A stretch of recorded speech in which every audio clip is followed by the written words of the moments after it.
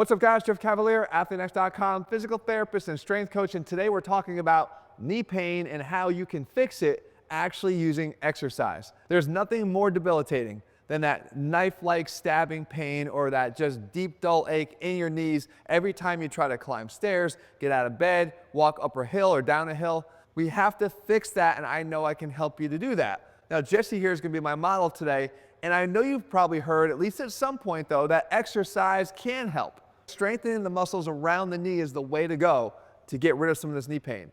But I'm going to tell you this, a lot of us are probably using the wrong exercises and focusing on the wrong muscles. I'm going to show you what to do, how to do, and every exercise to do to make your knees feel better.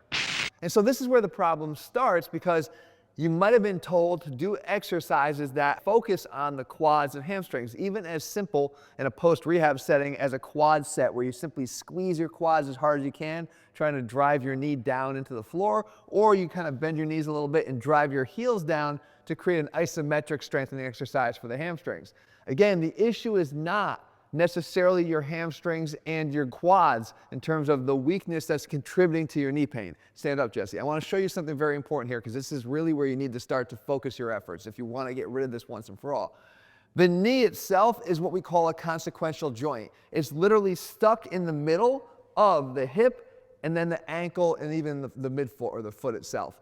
Why is that? Because if we can change things down here at the ground, then we're going to put torque on the knee. If we change things up here in the hip, side to side, we're going to change the forces at the knee. And the knee has no say in it, and that means yours don't either. So let's look at the foot itself. If you have any type of issues, like I do, with overpronation of the foot, or any chronic plantar fasciitis, or any type of issues mechanically where you're oversupinated, where your foot rolls out too much, all of that changes position at the knee just like that. And all of that comes in the form of excessive stress inside or outside the knee that over time can wear that knee joint down or cause more acute tendon inflammation and pain. The same thing happens here at the ankle. If the ankle itself is unstable, even if you're on one foot, which we do every time we take a step, if that ankle itself is unstable, every time it moves around, it's causing, again, some of those forces to be directed up the kinetic chain into the knee joint itself, causing more of that same instability. The hip itself, if I'm on one foot, again, like you do every single time you take a step, if the hip drops out to the side when you do, then that is a present sign of a lot of weakness in this hip. If you have weakness in the hip, which most of us do because we're not training ourselves in that plane, then the same thing applies. Now you're transmitting those forces down from the hip into that same knee, causing those inside-outside issues that are causing more of that instability. We're going to fix that with specific exercises and then start worrying about what we do with the quads and hamstrings, because it's then and only then that you really want to care about that. So let's start down here on the ground with that foot and ankle. There's two things that you can do here every other day, Monday, Wednesday, Friday, maybe one extra day on the weekend, to help to strengthen these muscles and to start to work on improving the condition of your knee. Jesse, take off your shoes here for me while we do it. I want you to do these barefoot if you can, right? Because I want your feet to be able to actually start to feel the ground and not be hidden inside the shoes that you have.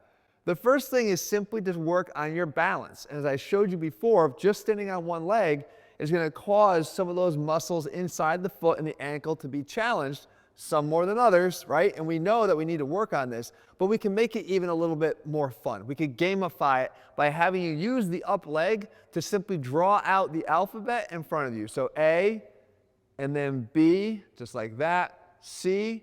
You work your way all the way through and try to maintain your balance as Jesse falls up there. Try to maintain your balance. What you'll see is these muscles on the down foot inside the foot will actually start to burn a little bit. You want to work your way all the way through and repeat it 1 to 2 times on each foot. Again, 3 times a week, maybe one extra day on the weekend. The next thing that you can do is work on getting the intrinsic foot muscles to become stronger. So what you're going to do is something we call an RDL. One leg's going to come up off the ground, and what you're going to do is lean forward, hinge at the waist like this. Act like you're going to go pick something up off the ground. That knee's going to bend a little bit just naturally to go down. And as you come out of this, you drive through the hip all the way through, drive this knee up. But down here at the ground, I want you to act like you're clenching the ground with your foot, basically making a fist with your foot as you come up. So go down, let the foot be loose. That's what it wants to do when it's on the ground like this anyway. As you drive into hip extension, though, you pull and clench your foot to get out of it. You feel that? Yeah. really going to feel a cramping sensation in your foot. But that's a good strengthening exercise that works biomechanically with how your foot, ankle, and knee prefer to work together anyway. So it's going to start to give you better mechanics, take some of that stress off the knee. And again, these are super easy to do multiple times a week without much extra effort. Moving up now, you want to work on strengthening the hip. And there's a very specific muscle in this hip that needs to be strengthened. It's the glute medius. It's not the traditional butt muscle that you're probably getting through other exercises. This is only done if you're strengthening in the frontal plane, like this exercise will do. And it's a simple one. It's called the hip lift or a hip bump. And all you do is you lean against something. So either, this case, a rack, but you could have a wall on that side. You stand on the leg outside or furthest away from the wall, like Jesse's doing here. Now you just let yourself get lazy. In other words, let the hips drop out. Really lazy out to the side. The only muscle that's going to really bring them back to center like this is that glute medius. So what you're trying to do is just allow yourself to drop out and then squeeze really well through that outside of the hip. You'll feel it when you get it. It's like a cramping feeling in that glute medius that drives you over. You feel that? Yeah. All right, so what you want to try to do is 10 good contractions, really making that muscle do the work. Not just swinging your body back through momentum, but shifting your body back.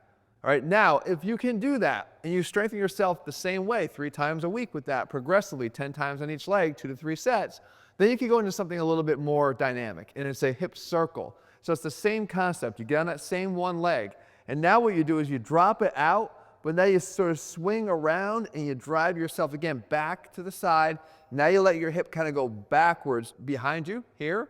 And then you circle it out to the side here. You'll feel that stretch on the outside of that muscle. The thing that brings it back across is that muscle once again. Okay? Just like that. So you're going to work all the way around in a circle. That's going clockwise. Now you can go counterclockwise. So now lift it up again, same way. Now work this way. Drop it out and go backwards and squeeze over from behind. There is actually a different effect whether you're squeezing that hip over in a flexed hip position or from an extended hip position. You want to work on both of them. So about 5 circles counterclockwise, 5 circles clockwise. That's how you get your 10 reps. You work both sides, obviously both hips. And so if those exercises are the foundation to get you over the hump with knee pain, we still need to get stronger in your legs. And this is where we can't stop training. Remember at the beginning I said the worst thing people do when they have knee pain is they stop doing leg training. You can't do that. These 3 exercises are the building blocks. These are the ones that you can always rely on. As a matter of fact, 95% of people with knee pain will find that they could do at least one of these pain-free, if not all 3. All right, so here's what you want to try to do to build upon those other more corrective exercises. The first one is simply to grab some dumbbells, or even if you don't have any capacity to hold weight right now, that's fine, but you want to try to squat to a surface, in this case to a bench. All that does is sort of mentally remove some of the hurdles that have been put in place by your chronic knee pain. Because let's face it, if you've got that sharp shooting pain, every time you even start to bend, you lack the confidence in thinking that you can actually get down to a parallel squat without your knees really, really hurting. So having that surface there that in case you couldn't actually go all the way down, you know it's going to catch you, removes a lot of those psychological barriers that biomechanically open up the possibility to actually do the squat. Squat to a surface, you'll change the entire dynamic of how it feels. Next thing you can do is, put those aside for a sec, is take a single dumbbell like this, and what we do is a drop squat. And what the drop squat does is it biomechanically fixes your squat. I don't care how bad your squat form might be right now, because a bad squat form is going to contribute to more knee pain. Putting the dumbbell right here in front of you and simply lowering that dumbbell straight to the ground is going to fix how much knee flexion you need for your torso size, how much hip flexion you need for your torso size. Turn to the side, Jesse. And you'll see it just basically creates the biomechanically perfect squat. The hip angle is perfect. The back angle is perfect. It takes you right where it needs to go because the weight is going straight down, thank you to gravity, right? So what we do is essentially work on building up your strength here, holding a heavier and heavier dumbbell, adding additional weight vest if you need that to add more and more weight to the system. Okay, those can go over. Now grab one dumbbell. And the third thing that I like people to do is, I love lunging, because lunging mimics the function of walking, but I don't want to see you lunge forward. because lunging backwards will give me all the benefits without a lot of that knee pain that we get from lunging forward, that anterior knee stress that we get. So all you want to do is lunge backwards. You hold the dumbbell in the same leg or side of the leg that's going backwards. What that does is it causes this hip to want to fall, right? Your body to fall in the direction of the weight. If the body falls in the direction of weight, what happens to this hip over here? It bumps out just like it did on that last corrective exercise. Your job is to make sure that it doesn't, that it stays locked in place here, nice and stable. So I don't care about speed on this exercise. I care about precision. And if you want to overcome your knee pain, slow movements, controlled movements with progressively heavier weights is going to be the key to getting over that knee pain once and for all. So you go straight back, really focus on keeping that hip right where it needs to be. You come out of there, straight up also. None of this hip shifting. Now, one last thing you can do is to pretend that you have one of those little laser pointers, you know, that we use in lectures. Laser pointer attached to your kneecap.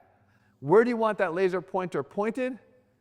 Directly ahead of you or outside your knee, but not inside your knee. And I'm less concerned when people talk about knee over toe.